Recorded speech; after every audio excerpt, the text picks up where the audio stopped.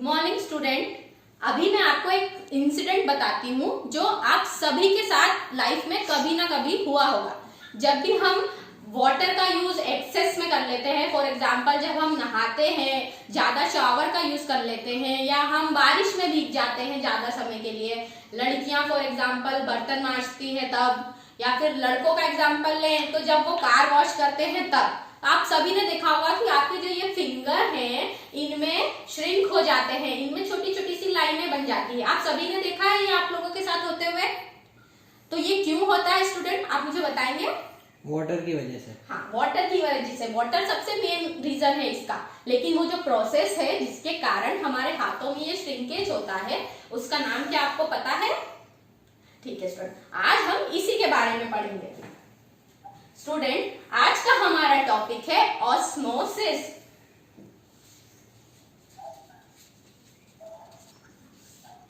सबसे पहले हम देखते हैं ऑस्मोसिस होता क्या है।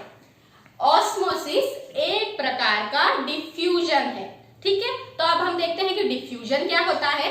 तो सबसे पहले हम देखेंगे डिफ्यूजन।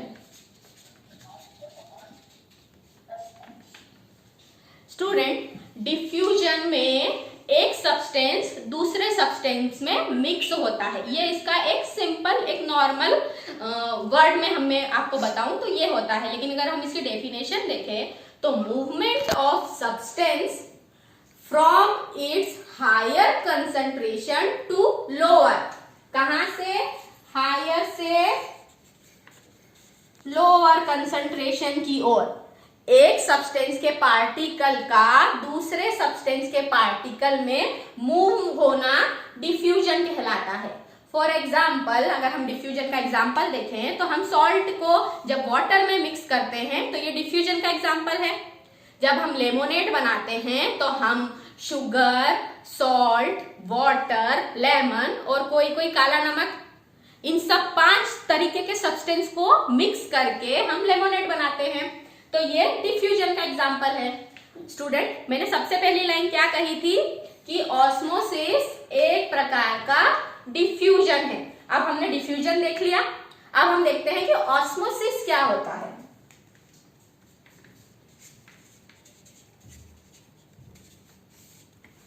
स्टूडेंट, डिफ्यूजन की तरह ऑस्मोसिस में भी पार्टिकल्स का मूवमेंट होता है हायर कंसंट्रेशन से लोअर कंसंट्रेशन की ओर, लेकिन वो पार्टिकल, वो सब्सटेंस कौन होता है? वाटर। और मूवमेंट किसके अक्रॉस होता है?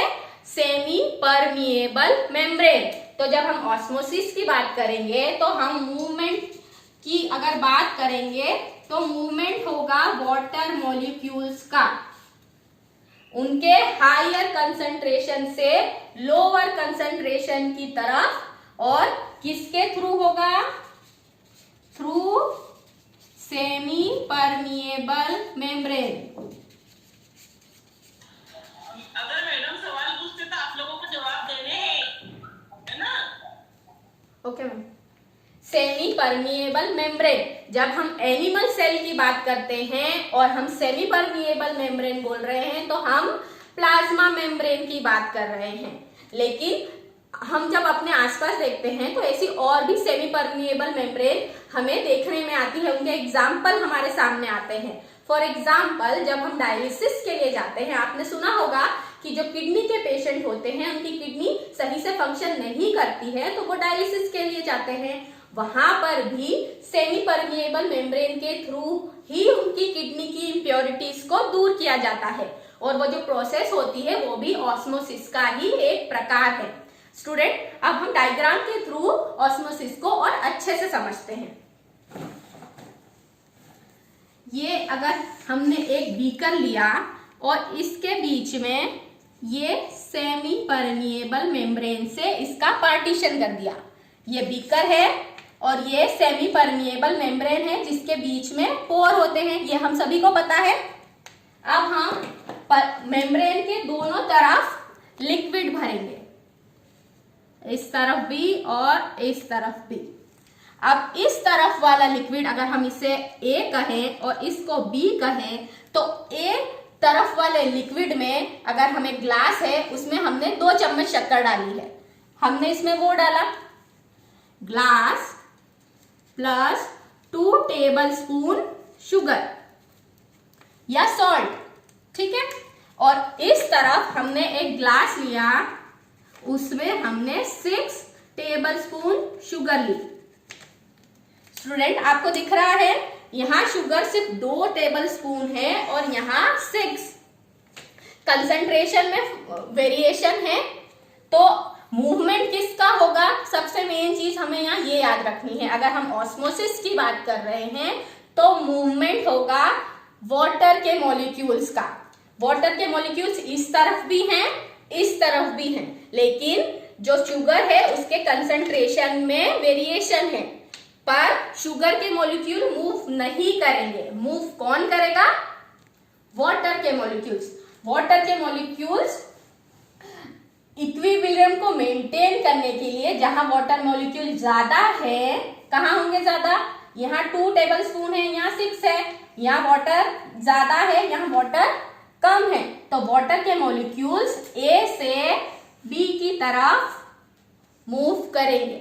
ये है ऑस्मोसिस। इसका एग्जाम्पल अगर हम डेली लाइफ में देखेंगे तो जब हम प्लांट है उनको जब हम वाटर देते हैं तो जो उसकी रूट है वो वाटर को सक करती है, तो वो ऑस्मोसिस के कारण करती है। सेकंड इसका एग्जाम्पल है जब हम ग्रेप्स होते हैं उनसे जो रेजिन बनता है, जो किशमिश हम जिसे कहते हैं, वो भी ऑस्मोसिस की प्रोसेस के थ्रू ही बनता है और ये ऑस्मोसिस का ही एग्जाम्पल है। अब हम इससे देखते हैं एक डेमोन्स्ट्रेशन के थ्रू। बच्चों आइए हम एक डेमोन्स्ट्रेशन के थ्रू ऑस्मोसिस की प्रोसेस को देखते हैं। ऑस्मोसिस की प्रोसेस को देखने के लिए हमें चाहिए 3 पोटैटो। ये 2 रॉ पोटैटो है, मतलब कच्चे पोटैटो हैं ये, और ये एक बॉइल पोटैटो है उबला हुआ। एक हमें टब चाहिए, छोटा टब भी चलेगा लेकिन अच्छे से दिखे इसलिए मैंने ब्लैक टब यूज किया है। और हमें चाहिए सॉल्ट। इसके अलावा हमें वाटर भी चाहिए। सबसे पहले हम क्या करेंगे, हम ये जो कच्चे हमारे रॉ पोटैटो है इनको पील ऑफ कर लेंगे। स्टूडेंट पहले से पील ऑफ इसलिए नहीं किया है क्योंकि अगर हम पहले से पील ऑफ करके रखेंगे तो ये ब्लैक हो जाएंगे। इसीलिए हम जब भी एक्सपेरिमेंट करेंगे तो हमें पोटैटो को उसी टाइम पील ऑफ करना है। लेकिन आप देख रहे होंगे कि ये जो बॉइल्ड पोटैटो है इसका कवर मैंने पहले से निकाल के रखा है, क्योंकि इसको हम रख सकते हैं और इसको हम फ्रीज में पहले से स्टोर करके रख सकते हैं। स्टूडेंट देखिए, ये है 2 बॉइल्ड पोटैटो, नहीं 2 रॉ पोटैटो, और ये है एक बॉइल्ड पोटैटो। अब हमारी नेक्स्ट स्टेप है, हम इन तीनों पोटैटो में होल बनाएंगे, एक कैविटी का निर्माण करेंगे। ठीक है, अगर आप अकेले कर रहे हैं तो ध्यान से करिएगा, नहीं तो किसी बड़े के सुपरविजन में ये काम कीजिएगा। आप घर पे भी एक्सपेरिमेंट करके देख सकते हैं। देखिए ऐसी एक कैविटी हमें बनानी है। स्टूडेंट दिख रहा है आपको कैविटी? ये होल दिख रहा है आप सबको?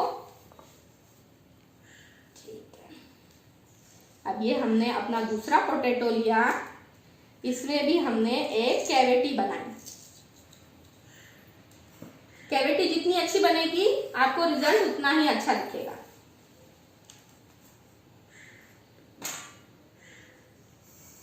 ठीक है, ये देखिए तीनों में कैविटी बन गई है। अब हम क्या करेंगे, जो फर्स्ट पोटैटो है, स्टूडेंट देखिए यहाँ पर, इसे हम कहेंगे पोटैटो 1 या पोटैटो ए, पोटैटो बी, पोटैटो सी। अब हम पोटैटो बी में 1 टेबल स्पून सॉल्ट डाल देंगे। दिखा, कैविटी मैंने पूरी सॉल्ट से फुल कर दी है। अब सेकंड जो बॉईल है उसमें भी सॉल्ट डाल के मैंने उस कैविटी को फुल कर दिया है। लेकिन जो पोटैटो ए हम जिसे कह रहे हैं उसमें हम कुछ भी नहीं डालेंगे। इसे हम एज अ कंट्रोल यूज करेंगे कि अगर सेम फंक्शन जब हम रिजल्ट आएगा तो इसकी इंपॉर्टेंस हमें तब पता चलेगी। स्टूडेंट अब हम वाटर लेंगे और वाटर को टब में फिल करेंगे। लेकिन इतना भी नहीं करेंगे कि हमारे पूरे पोटैटो उसमें डिप हो जाए, सिर्फ इतना कि थोड़ी थोड़ी सरफेस उससे टच हो जाए। स्टूडेंट अब हम इसे ऐसे ही रहने देंगे और पूरे 20 मिनट लगेंगे इसके रिजल्ट आने के लिए। लेकिन आप लोगों की सहूलियत के लिए मैंने ये 20 मिनट पहले सेम प्रोसीजर परफॉर्म करके रखा है, तो उसके रिजल्ट मैं आपको दिखाती हूँ।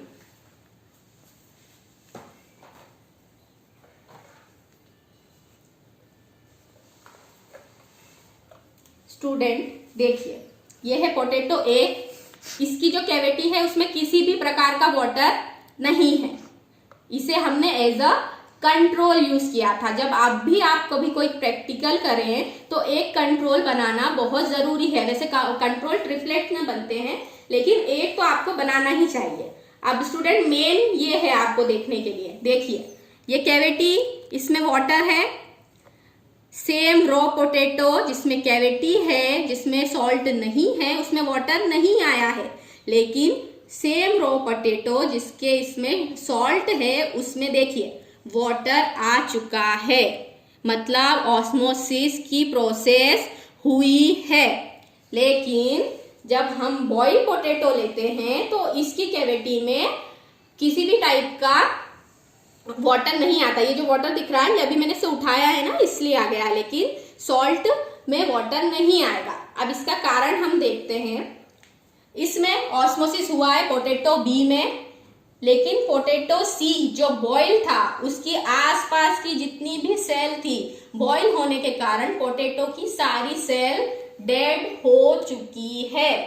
ऑस्मोसिस के परफॉर्म होने के लिए कंडीशन है कि सेल का लाइफ होना जरूरी है, सेल जिंदा होना चाहिए, तभी ऑस्मोसिस वो परफॉर्म करेगी। फर्स्ट हमने लिया, इसमें ऑस्मोसिस नहीं हुआ क्योंकि कंसंट्रेशन ग्रेडियंट नहीं बना। यहाँ अंदर सॉल्ट का लेवल नहीं बढ़ा और वाटर का लेवल बाहर और अंदर में कोई फर्क नहीं आया, इसलिए वाटर के पार्टिकल्स का मूवमेंट नहीं हुआ। लेकिन जब हमने पोटैटो बी की बात करी, उसमें हमने सॉल्ट का एडिशन किया तो कंसंट्रेशन ग्रेडियंट चेंज हो गया। इसलिए वाटर के मॉलिक्यूल ने टब के बाहर से पोटैटो के अंदर की तरफ मूवमेंट किया और उसके रिजल्ट के रूप में हमें बी कैविटी में वाटर दिख रहा है। स्टूडेंट तो ये हमारा डेमोन्स्ट्रेशन था जिससे हमने समझा कि ऑस्मोसिस कैसे होता है। तो स्टूडेंट आज हमने पढ़ा ऑस्मोसिस। इसमें हमने देखे डिफ्यूजन की डेफिनेशन और डिफ्यूजन की डेफिनेशन, इसके एग्जाम्पल, ऑस्मोसिस उसकी डेफिनेशन, और हमने एक छोटा सा डेमोन्स्ट्रेशन किया जो हम घर पे भी कर सकते हैं। अब मैं आपसे कुछ क्वेश्चन करती हूँ, उसके आंसर आप दीजिएगा। स्टूडेंट अब आप बताइए कि डिफ्यूजन क्या होता है। आफरीन आप बता सकते हैं? Afreen The movement of yes ma'am.